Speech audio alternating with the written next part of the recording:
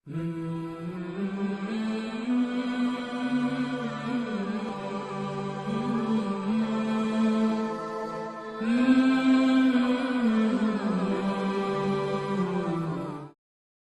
اللہ الرحمن الرحیم نحمدہ و نصلی علی رسولہ الکریم۔ فرض نمازوں میں کچھ چیزیں ایسی ہوتی ہیں جن کی وجہ سے جو چیزیں رہ جائیں تو نماز ہوتی ہی نہیں ہے، اور کچھ چیزیں ایسی ہیں کہ اگر وہ رہ جائے تو سجدہ سہو کرنے سے نماز مکمل ہو جاتی ہے۔ تو جو چیزیں رہ جائیں اور نماز نہ ہو اس کو فرائض کہتے ہیں، اور جو چیزیں رہ جائیں سجدہ سہو کرنے سے اس کا اعادہ ہو جاتا ہے، اس کی جو کمی رہ جاتی ہے وہ پوری ہو جاتی ہے، اس کو واجبات کہتے ہیں۔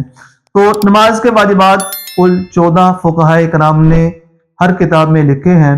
تو 14 واجبات ایسے ہیں کہ اگر ان میں سے کوئی ایک بھی رہ جاتا ہے یا دو رہ جاتے ہیں تو سجدہ سہو کرنے سے اس کی تکمیل ہو سکتی ہے۔ تو وہ 14 واجبات کون سے ہیں؟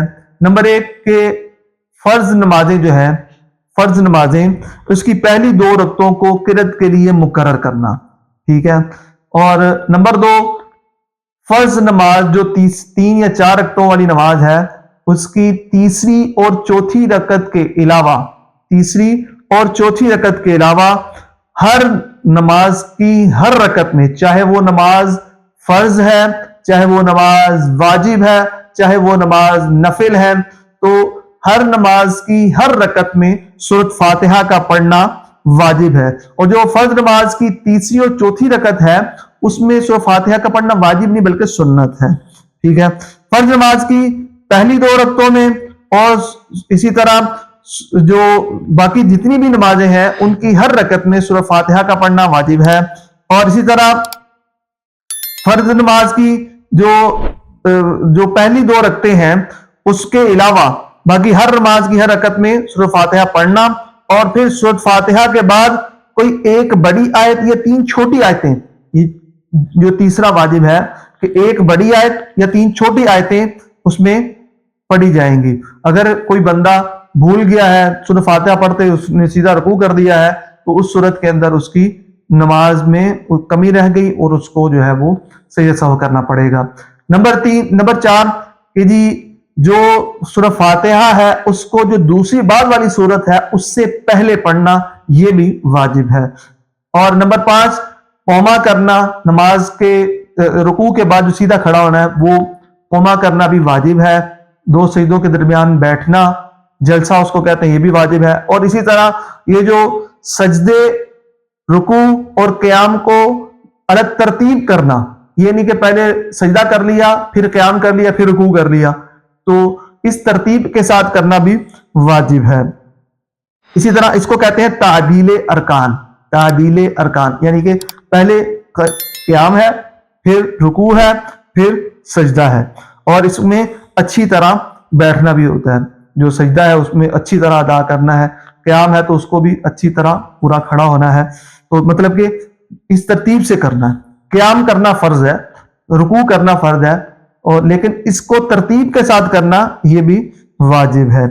اور اسی طرح جو قاعدہ اولا ہے جو 3 یا 4 رکعتیں والی نماز ہے اس میں 2 رکعتوں پر بیٹھنا، تشہد کی مقدار بیٹھنا واجب ہے، اور پھر اس میں تشہد پڑھنا، التحیات للہ والصلوات والطیبات، یہ آخر تک پڑھنا بھی واجب ہے۔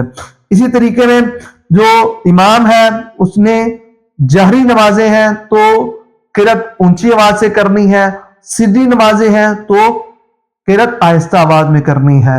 جہری نمازیں جو ہیں وہ سری نمازیں بتا دیں، عصر اور ظہر اور عصر یہ دونوں سری نمازیں ہیں، اور جو جہری نمازیں ہیں فجر، مغرب، عشاء، اور اسی طرح جمعہ، اور اسی طریقے سے عیدین، تراویح کی، اور رمضان کے مہینے میں جو وطر جماعت کے ساتھ پڑھے جاتے ہیں اس کی، یہ ساری جو نمازیں ہیں اس میں اونچی آواز سے قرات کرنا یہ بھی واجب ہے۔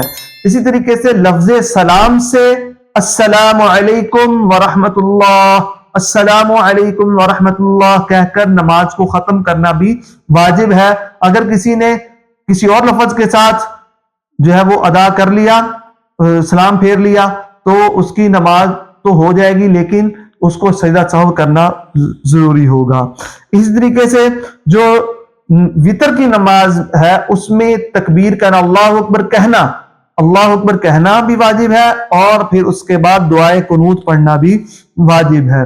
اور جو دو عیدیں ہیں، عید الفطر اور عید الاضحیٰ، اس میں جو 6 زائد تکبیریں ہیں وہ کہنا بھی واجب ہے۔ تو یہ جو نمازیں ہیں، نماز کے جو یہ واجبات ہیں، یہ ایسے ہیں کہ اگر کچھ رہ جائے ان میں سے تو نماز تو ہو جائے گی لیکن سجدہ سہو کرنے سے مکمل ہوگی، ٹھیک ہے۔ اگر ان میں سے کوئی رہ گیا اور سجدہ سہو کرنا تھا وہ بھی بھول گئے، ٹھیک ہے، تو پھر نماز کو وقت کے اندر دہرانا بھی واجب ہو جاتا ہے۔ اب سجدہ سہو کرنا کیسے ہے، اس کے لیے ہم ایک نئی ویڈیو بنائیں گے، تو اگلی ویڈیو تک کے لیے ہمیں اجازت دیں۔ السلام علیکم ورحمۃ اللہ وبرکاتہ۔